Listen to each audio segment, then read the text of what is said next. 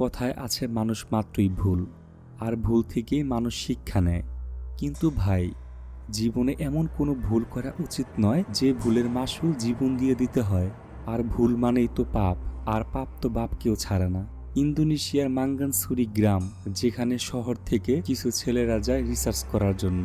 গ্রামের মানুষগুলা তাদেরকে খুব ভালোভাবে গ্রহণ করে নেয়। কিন্তু একদিন হঠাৎ করে সেই গ্রামের একটা ভয়ঙ্কর নর্তকী তাদের উপর আক্রমণ করতে শুরু করে।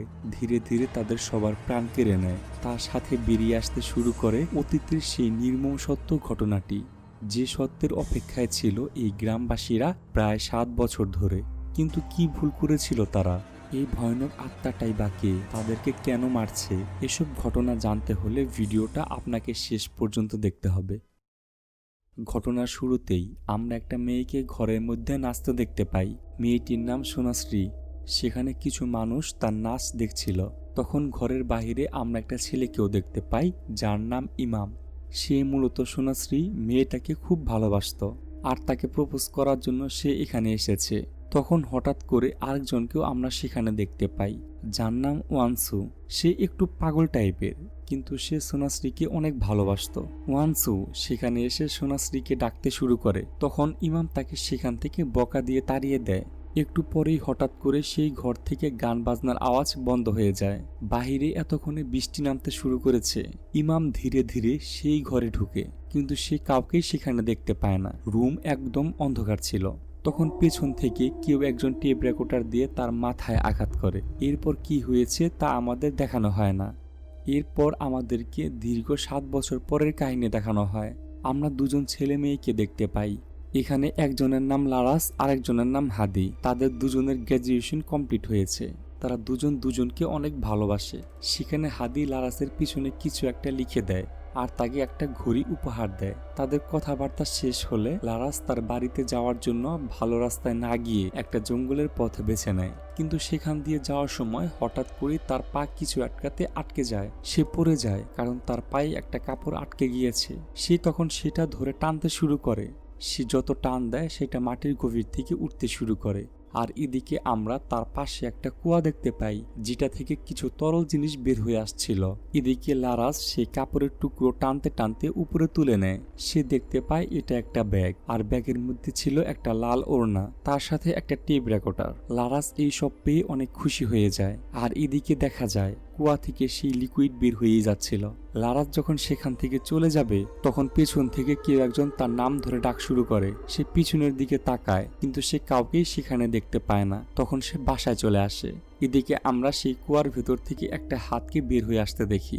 লারাস বাড়িতে যাওয়ার পর জঙ্গল থেকে পাওয়া সেই ট্যাব রেকর্ডারটা অন করতে চায়, কিন্তু সে দেখতে পায় সেটার ভেতরে কোনো ব্যাটারি নেই। তখন লারাস একটা লাইটের ভেতর থেকে ব্যাটারি খুলে সে তার ভেতরে ঢুকিয়ে দেয়। ঠিক তখনই তার মা তাকে ডাক দেয় রাতের খাবার খাওয়ার জন্য। সেখানে যাওয়ার পর তার মা তাকে বলতে থাকে হাদি তাকে বিয়ে করার জন্য প্রস্তাব কবে দিবে।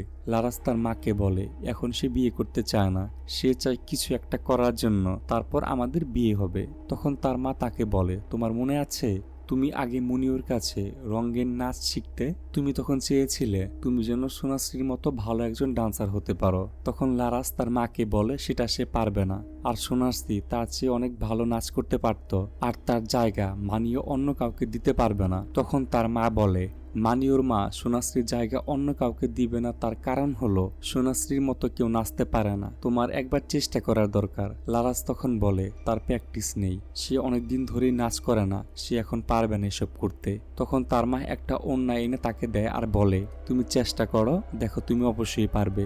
তখন লারাস নাচতে গিয়ে নাচা বন্ধ করে দেয়, আর তার মাকে বলে আমাকে নিয়ে চিন্তা করো না, আমি একটা ভালো চাকরি করব। এই কথা শুনে আয়ুর মন খারাপ হয়ে যায়। এখন আপনাদেরকে এই নাচ সম্পর্কে বলি, কেন সবাই এই নাচ শেখার জন্য চেষ্টা করে। গল্পের শুরুতে আমরা যে মেয়েটাকে নাচ করতে দেখেছিলাম তার নাম হচ্ছে সোনাশ্রী। সোনাশ্রী এই গ্রামের ভালো একজন ডান্সার ছিল। সে গত 7 বছর ধরে নিখোঁজ রয়েছে। তার মতো ডান্স অনেক মেয়ে করার চেষ্টা করেছে, কিন্তু তার মতো হয় না। তাও এখনো সবাই চেষ্টা করেই যাচ্ছে। আর সোনাশ্রী মেয়েটি নিখোঁজ হয়ে কোথায় গিয়েছে, তার কি হয়েছে এটা কেউ জানে না।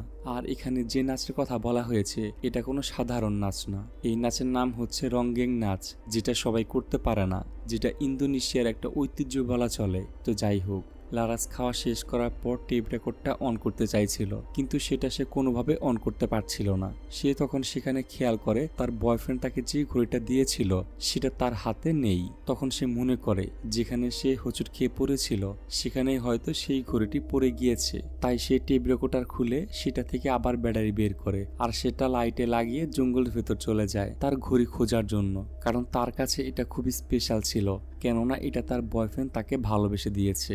জঙ্গলে আসার পর ঘড়িটা পেয়ে যেতে তার বেশি সময় লাগে না। লারাস যখন ঘড়িটা নিয়ে সেখান থেকে বাসায় ফিরবে, ঠিক তখনই তার পেছন থেকে আবারও কেউ একজন তার নাম ধরে ডেকে ওঠে। সে পেছনের দিকে তাকিয়ে কাউকে দেখতে পায় না। তখন লারাস সেই আওয়াজের উৎস খুঁজতে খুঁজতে সে প্রাচীন কুয়ার সামনে এসে পৌঁছায় আর সেটার ভেতর সে উকি দেয়। তখন সেখানে সে কিছুই দেখতে পায় না। সেদিন রাতে লারাস যখন ঘুমাচ্ছিল তখন হঠাৎ সেই টেপ রেকর্ডটা বাজতে শুরু করে, যেটা বাজা একদমই অসম্ভব ছিল, কারণ সেটার ভেতরে কোনো ব্যাটারি নেই। তখন টেপ রেকর্ডারের নিচ থেকে একটা লাল কাপড় বের হয়ে আসে আর আস্তে আস্তে লারাসকে পেঁচিয়ে ধরে। টেপ রেকর্ডারের শব্দে লারাসের মা আয়ুর ঘুম ভেঙে যায়। আয়ু লক্ষ্য করে পর্দার ওপাশে কেউ একজন নাচছে। আয়ু প্রথমে ভয় পেয়ে যায়, কিন্তু ধীরে ধীরে এগিয়ে পর্দাটা খোলার পর সে দেখতে পায় লারাস খুব সুন্দরভাবে নাচ করছে। এটা দেখে সে অনেক খুশি হয়ে যায়, কারণ সে চাইতো লারাস একজন ভালো ডান্সার হোক। কিন্তু যখনই সে লারাসের কাছে যায় সে অজ্ঞান হয়ে যায়। এর পরের দিন সকালে দেখা যায় আয়ু লারাসকে নিয়ে মানিওর নাচের ক্লাসে গিয়েছে। আয়ু গিয়ে মানিওকে বলে লারাসের ডান্স দেখার জন্য, কারণ লারাস খুব ভালো ডান্স করতে পারে। কিন্তু এখানে লারাস বলে সে নাচ করতে পারবে না, কিন্তু তার মায়ের জোড়াজুড়িতে সে তখন ডান্স করতে রাজি হয়। এখানে মানিও জানতো লারাস ভালো নাচতে পারে না, কিন্তু তার মায়ের এত জোড়াজুড়িতে সে আর না করতে পারে না, সে রাজি হয়। মানিও লারাসকে একটা লাল ওড়না দেয় নাচ করার জন্য। এই নাচের জন্য লাল ওড়না অবশ্যই পড়তে হয়। লারাস যখনই নাচ করতে শুরু করে তখন তার স্টেপগুলো দেখে সেখানে থাকা সবাই হাসাহাসি করতে থাকে, কেননা তার নাচ একদম ঠিকঠাক হচ্ছিল না। তখন লারাসের মা আগের দিন রাতে লারাস যে ওড়না পরে নাচছিল সেই ওড়না তাকে পরিয়ে দেয়। লারাস যখন ওড়নাটা পরে তার ভেতরে এক পরিবর্তন দেখা যায়। লারাস এখন খুব সুন্দরভাবে নাচছিল, যেটা দেখে সেখানে থাকা সবাই অবাক হয়ে যায়। আর ঠিক তখন মানিও লারাসের মধ্যে সোনাশ্রীকে দেখতে পায়, আর সোনাশ্রী ছিল মানিওর একমাত্র মেয়ে। মানিও তখন লারাসের কাছে যায় আর তাকে বলে এই ওড়না তুমি কোথায় পেয়েছো? লারাস তখন মানিওকে জড়িয়ে ধরে বলে, মা আমি কুয়ার মধ্যে আটকে আছি, আমাকে বাঁচাও। এখানে আমাদের কিছুদিন আগের কাহিনী দেখানো হয়। সেদিন রাতে খুব বৃষ্টি হচ্ছিল।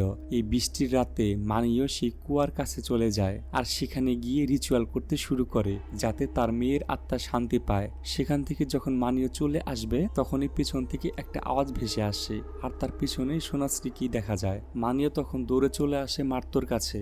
মার্তো হলো এই গ্রামের বিচারক। মানিও মার্তোকে বলে আমি জেনে গিয়েছি আমার মেয়ের সাথে কি হয়েছে, আর এখন আমাদের কাছে নতুন একটা ডান্সার রয়েছে। মানিও এখানে কি জানতে পেরেছে সেটা আমরা এই গল্পের একদম শেষে গিয়ে জানবো। এরপরের দিন দেখা যায় মানিও মার্তোকে ডেকে এনেছে লারাসের নাচ দেখার জন্য। সেখানে অন্যান্য মেয়েরা আয়ুর অনেক প্রশংসা করছিল, সে নাকি দেখতে অনেক সুন্দর হয়ে গিয়েছে, আগের চেয়ে তার মুখের অবস্থাটাও অনেক ভালো। ওই সময় লারাসের বয়ফ্রেন্ড হাদি সেখানে চলে আসে। সে আয়ুকে জিজ্ঞেস করে লারাস কি করছে। তখন আয়ু বলে মানিও এত বছর পর সোনাশ্রীর জায়গা অন্য কাউকে দিতে যাচ্ছে, আর সেটা হলো লারাস, আমার একমাত্র মেয়ে, কেননা লারাস এখন অনেক ভালো নাচতে শিখে গিয়েছে। তখন হাদি মার্তো ও মানিওর কাছে যায়। মানিও সেখানে বলছিল এখন সময় হয়েছে জবাব দেওয়ার। সেখানে তখন হাদি বলে আমি কিছুই বুঝতে পারছি না আপনাদের কথা। তখন মার্তো বলে এই গ্রামে যারা এই উইন্ড মিল বানিয়েছিল তাদের কথা বলছি। তখন আমাদেরকে উইন্ড মিল যারা বানিয়েছিল তাদের নাম দেখানো হয়, আর দেখা যায় যাদের নাম দেখানো হয়েছে তারা 4 জন রাতে এই গ্রামে প্রবেশ করছে। তাদেরকে 7 বছর পরে এই গ্রামে ডাকা হয়েছে তাদেরকে পুরস্কার দেওয়ার জন্য, কারণ তারা এই গ্রামের মধ্যে বিদ্যুৎ এনে দিয়েছিল উইন্ড মিলের প্রকল্পের সাহায্যে। তারা যখন গ্রামে আসছিল তখন হঠাৎ করে তাদের গাড়ি কিছু একটা সাথে ধাক্কা খায়। তখন সবাই গাড়ি থেকে নেমে চেক করছিল যে তাদের গাড়িটা আসলে কিসের সাথে ধাক্কা খেয়েছে, কিন্তু সেখানে তারা কিছুই দেখতে পায় না। তখন তাদের মধ্যে একজন দেখে তাদের গাড়ির উপরে একটা হাতের ছাপ। এটা দেখে তো তারা খুব ভয় পেয়ে যায়, তাই তারা দেরি না করে গাড়ির ভেতরে ঢুকে পড়ে। গাড়িটা যখন স্টার্ট দিতে যাবে তখনই তাদের সামনে সেই পাগল ওয়ান্স চলে আসে। এরপর তারা সবাই গ্রামের হেড অফিসে গিয়ে পৌঁছায়, যেখানে মার্তো সহ সেই গ্রামে অনেকেই তাদেরকে স্বাগত জানায়। এখানে আপনাদেরকে শহর থেকে আসা 4 জনের সাথে পরিচয় করিয়ে দিই, নামগুলো মনে রাখবেন, তাহলে গল্পের কাহিনীটা আপনারা একদম সুন্দরভাবে বুঝতে পারবেন। এটা হলো আদিত, এটা ইহুদি, এটা আকসান, আর এটা হচ্ছে রিকি। মার্তো তাদেরকে বলে, তোমরা অনেক দূর থেকে জার্নি করে এসেছো, তোমরা গেস্ট হাউসে চলে যাও। তখন সেখানে আদিত বলে ওঠে, সেই গেস্ট রুম এখনো রয়েছে? মার্তো জবাব দেয়, সেই গেস্ট হাউস এখনো খুব ভালো অবস্থায় আছে, আর তোমাদের সেখানে থাকতে কোনো সমস্যা হবে না। মার্তো আরে বলে, অ্যাওয়ার্ড অনুষ্ঠান কালকে সন্ধ্যার সময় হবে, যেটা গ্রামের একটা উৎসবের সাথে হবে, আর তাদেরকে লারাসের সাথে পরিচয় করিয়ে দেয়। লারাস তাদেরকে বলে তারা যেন গাড়ি অফিসের সামনে রেখে গেস্ট হাউসে যায়। তারা যখন গেস্ট হাউসে যাচ্ছিল, আদিত লারাসকে জিজ্ঞেস করে, এখানে মোবাইল নেটওয়ার্ক কোথায় পাওয়া যাবে? তখন লারাস বলে, সিগন্যাল পেতে হলে পাহাড়ের উপর যেতে হবে, আর যেটা এখন করা খুব বিপজ্জনক। তাই আপনার যদি বেশি ইমার্জেন্সি হয় তাহলে আপনি গ্রামের অফিস থেকে ফোন করতে পারবেন। একটু পর তারা গেস্ট হাউসে গিয়ে পৌঁছায়।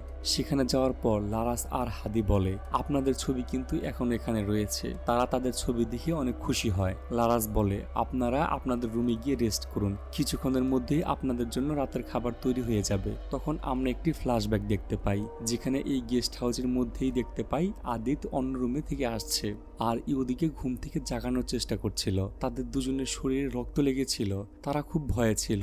তারা দেখতে পায় রক্তের দাগ চলে গিয়েছে রুমের বাহিরে, আর তারা সেটা ফলো করতে করতে চলে যায় ওয়াশরুমে। সেখানে গিয়ে তারা আকসান আর রিকিকে দেখতে পায়, যারা রক্ত পরিষ্কার করছিল। ইহুদি সেখানে সোনারসি আর ইমামের লাশ দেখতে পায়, আর এখান থেকে যতটুকু বোঝা যায় তাদের চারজনের মধ্যে কেউ একজন তাদের দুজনকে মেরে ফেলেছে, কিন্তু কে মেরে ফেলেছে তারা সেটা কেউ জানে না। এরপর বর্তমানে চলে আসে, আমরা আবার সেখানে আদিত আর ইহুদিকে দেখতে পাই। আদিত ইহুদিকে বলে, আমরা এখানে গতবার 4 মাস ছিলাম, এতে আমাদের জীবন পাল্টে গিয়েছে। আদিত আরো বলে, এই ক্রাইম কি করেছে?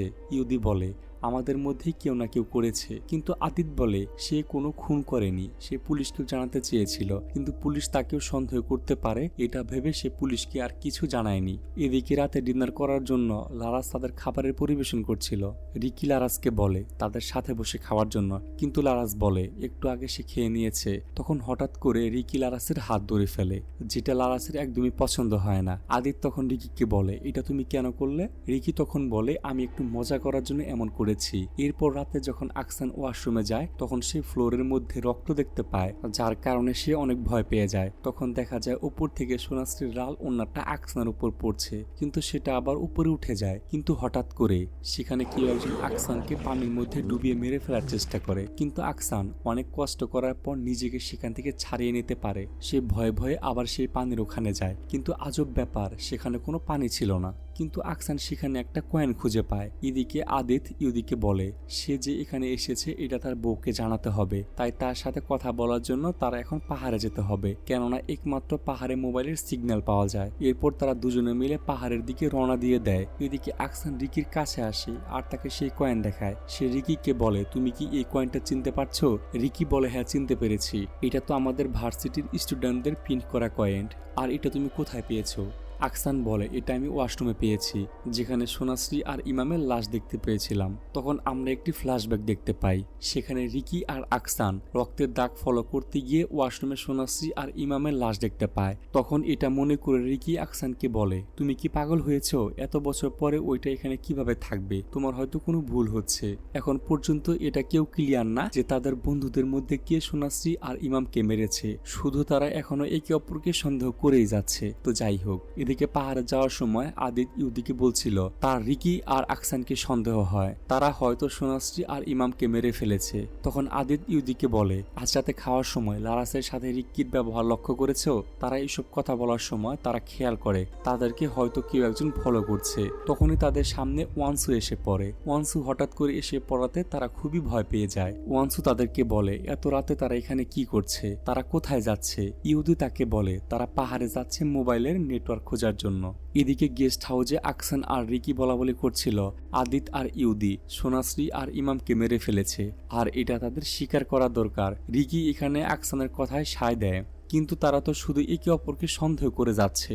রিকি আরো বলে তার আদিতকে একদম ভালো লাগে না, কারণ তার চলাফেরা এবং দিমাগ দুটোই অনেক বেশি খারাপ। এদিকে পাহাড়ের নেটওয়ার্ক খুঁজতে গিয়ে চাঁদের দিকে তাকিয়ে ওয়ানসু বলতে থাকে, আজ হলো পূর্ণিমা রাত, আজ অনেক খারাপ আত্মা মানুষকে প্রজেস্ট করবে। এটা বলেই ওয়ানসু কিছু একটা দেখে সেখান থেকে ভয় পেয়ে পালিয়ে যায়। তারা যখন মোবাইলে কথা বলে পাহাড় থেকে নিচে নামছিল, ইহুদি তখন বলে তার নাকি মনে হচ্ছে তারা যে রাস্তা দিয়ে এসেছিল সেটা এই রাস্তা না। তখনই তারা হঠাৎ করে সেখান থেকে পড়ে যায়। উঠে তারা দেখতে পায় তারা তারা সেই কুয়ার সামনে এসে পড়েছে। ইহুদি আদিতকে জিজ্ঞেস করে এটা কি সেই কুয়া। তখন আবার ফ্ল্যাশব্যাকে আরেকটা বিষয় দেখতে পাই। তারা 4 বন্ধু মিলে সোনাশ্রী আর ইমামের লাশ এই কুয়ার কাছে আনে। তারা যখন কুয়ার ভেতরে 2 জনকে ফেলে দিবে তখন দেখা যায় সোনাশ্রী তখনও জীবিত আছে। দৃশ্যটা আবার বর্তমানে চলে আসে।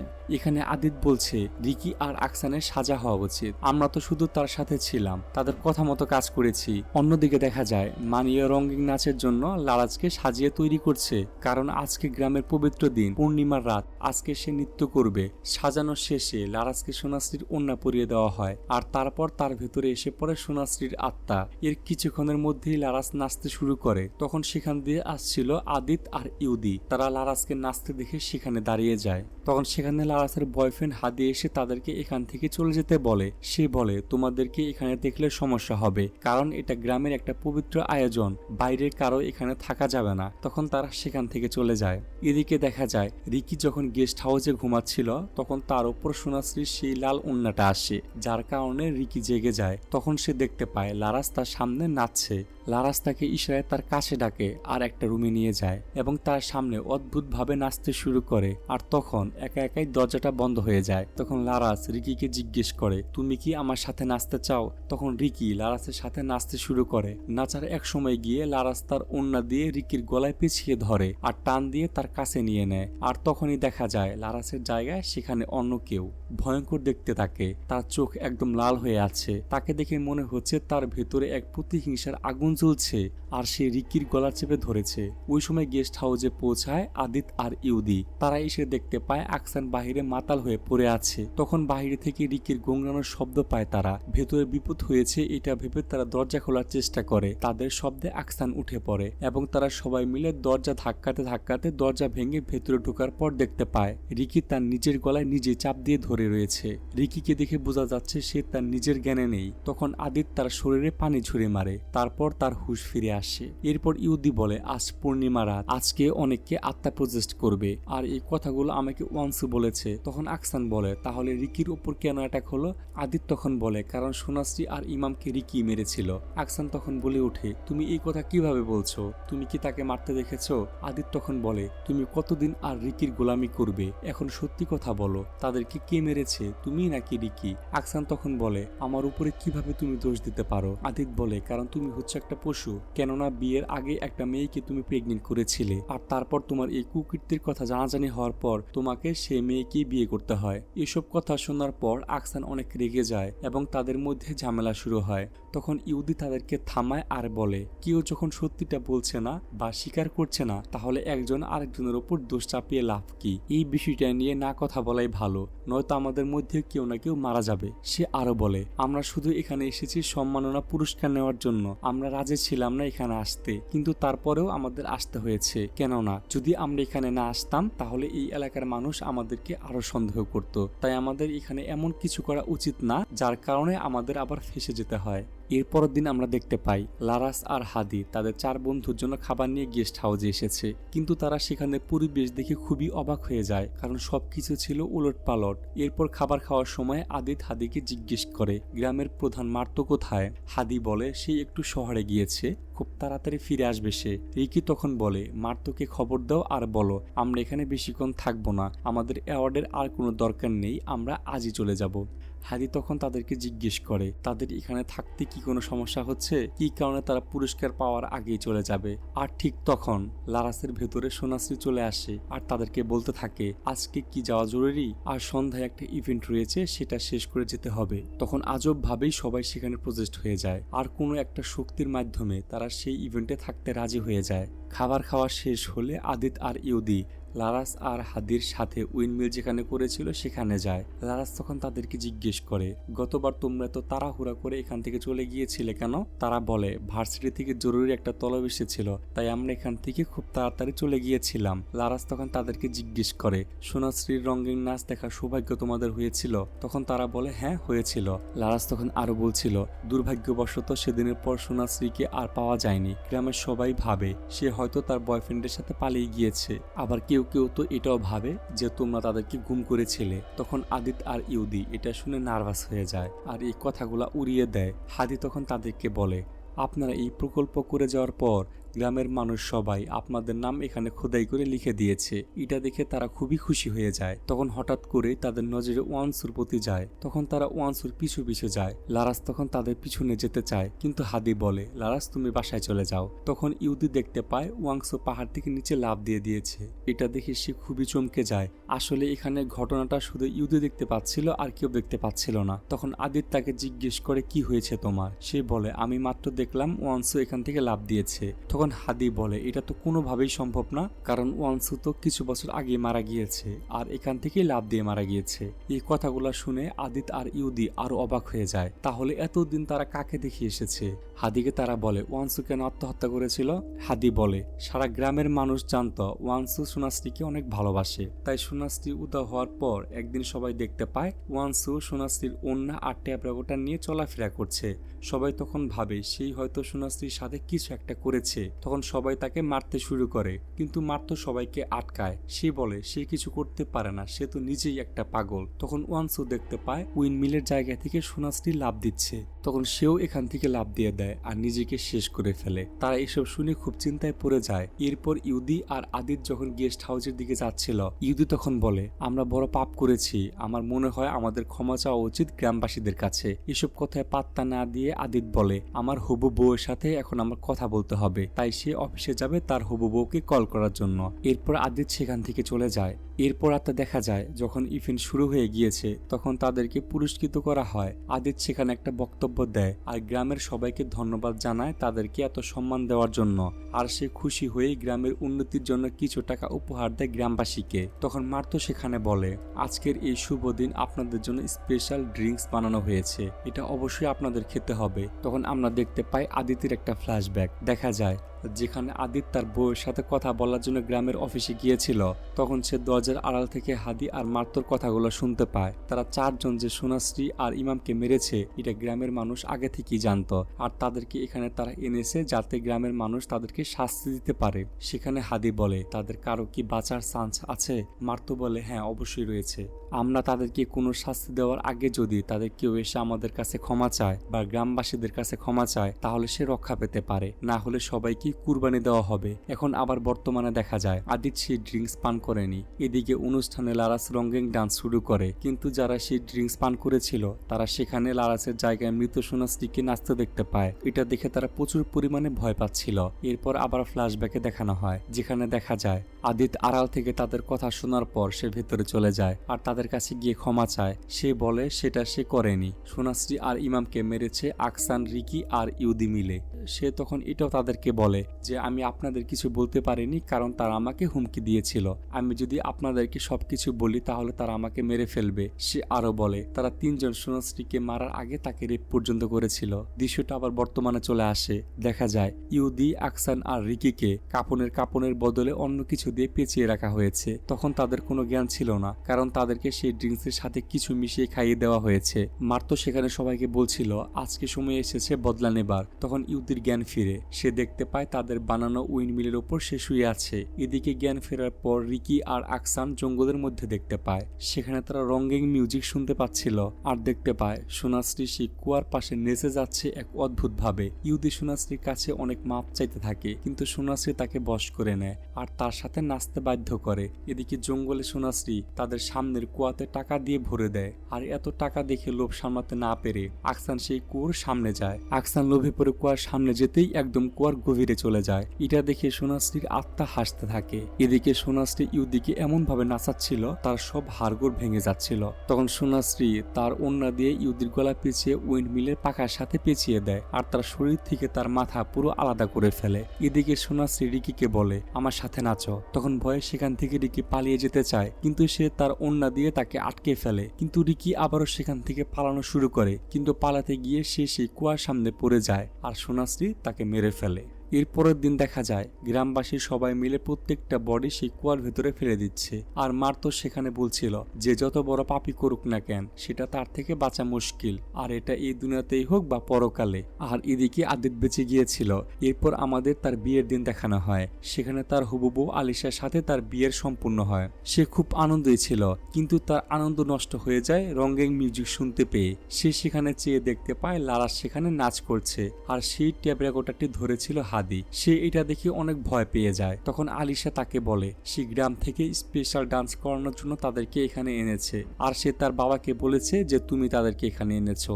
বিয়ের দিন রাতে যখন আদিত আলিশা নতুন দম্পতির অন্তরঙ্গ মুহূর্তের সময় চলছিল, তখন আমাদেরকে আরেকটা ফ্ল্যাশব্যাক দেখানো হয়। সেখানে আমরা দেখতে পাই আদিত ছিল সেই বড় শয়তান। সেই সোনাশ্রীকে রেপ করতে চেয়েছিল, কিন্তু সোনাশ্রী রাজি হচ্ছিল না। আর আমরা আবার বর্তমানে দেখতে পাই আলিশার জায়গায় ভয়ঙ্কর সোনাশ্রী তার সাথে ইন্টিমেট হচ্ছে, যেটা খুব ভয়ঙ্কর দেখাচ্ছে। আদিত এটা দেখে খুব ভয় পেয়ে যায়। সে কোনো মতে সেখান থেকে পালিয়ে যাওয়ার সময় সোনাশ্রী তাকে আহত করে ফেলে, আর ধীরে ধীরে তার দিকে আগাচ্ছিল সোনাশ্রী, আর তাকে বলছিল চলো এখন আমরা সামনের দিকে আগাই। এরপর আদির উপর সোনাশ্রী উঠে দাঁড়িয়ে পড়ে, আর তার ভেতর থেকে নারী ভুঁড়ি ভয়ঙ্কর ভাবে রক্ত মাংস গলে গলে পড়ছে। এরপর আবার আমরা ফ্ল্যাশব্যাকে দেখতে পাই আদিত লাল ওড়না দিয়ে সোনাশ্রীর গলায় পেঁচিয়ে তাকে মেরে ফেলেছিল, আর বাস্তবেও সোনাশ্রীর থেকে বাঁচতে একটা ফুলের টপ দিয়ে তার উপর আক্রমণ করে দেয়। সে মৃত সোনাশ্রীকে আবার মারতে শুরু করে, মেরে তার মুখ একদম থেতলে দেয়। কিন্তু যখন তার হুঁশ আসে সে দেখতে পায় সে সোনাশ্রীকে নয় বরং তার স্ত্রীকেই সে মেরে ফেলেছে। এটা দেখে আদিত একদম আকাশ থেকে পড়ে, কারণ সে শয়তানকে ভেবে তার স্ত্রীকে মেরে ফেলেছে। এটা দেখে সে অনেক ভয় পেয়ে যায়। সে কি করবে না করবে এটা বুঝতে না পেরে সে নিজেই আত্মহত্যা করে ফেলে। এবার আমরা আরেকটা ফ্ল্যাশব্যাক দেখতে পাই, যেখানে আদিত সোনাশ্রী আর ইমামকে মারার পর রক্তগুলো তার বন্ধুদের সবার গায়ে দিয়ে দিয়েছিল, যেন কেউ তাকে সন্দেহ না করে এবং যেন সবাই ভাবে যে তারা মাতাল অবস্থায় হয়তো তাদেরকে মেরে ফেলেছে। এবং এই কাজগুলো করার পর তারা সেদিন সবাই সেই গ্রাম থেকে চলে এসেছিল। কিন্তু এত কিছু করার পরেও সে নিজেই তো বাঁচতে পারেনি। আর এই ঘটনাই হলো তার সব থেকে বড় উদাহরণ, যেখানে তারা এত বড় একটা অন্যায় কাজ করেছিল সেখানে তাদের মৃত্যু হয়েছে। তো গল্পটা আজকের মতো এই পর্যন্তই। তো সবাই ভালো থাকবেন, আল্লাহ হাফেজ।